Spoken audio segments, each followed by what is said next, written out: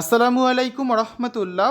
সুপ্রিয় শিক্ষার্থীবৃন্দ, mechanical engineering চ্যানেলের পক্ষ থেকে তোমাদের সকলকে জানাচ্ছি আন্তরিক শুভেচ্ছা।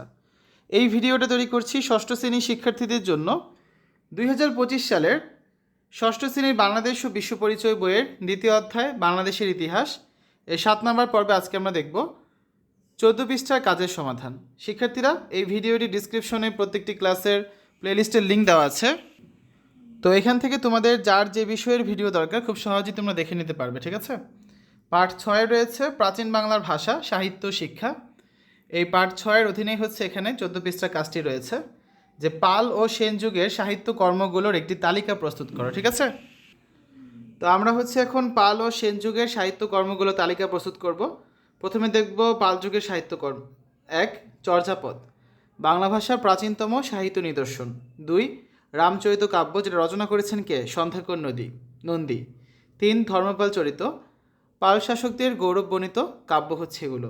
4. অভিধর্ম সময়, এগুলো হচ্ছে বৌদ্ধ ধর্মগ্রন্থ। 5. বোধি চর্যাবতারণ, বৌদ্ধ সাধনার গুরুত্বপূর্ণ গ্রন্থ। এবার দেখব সেন যুগের সাহিত্যকর্ম। 1. দান সাগর, রচনা করেছেন রাজা বল্লাল সেন। 2. অদ্ভুত সাগর, রচনা করেছেন রাজা বল্লাল সেন। 3. গীত গোবিন্দ, রচনা করেছেন কবি জয়দেব।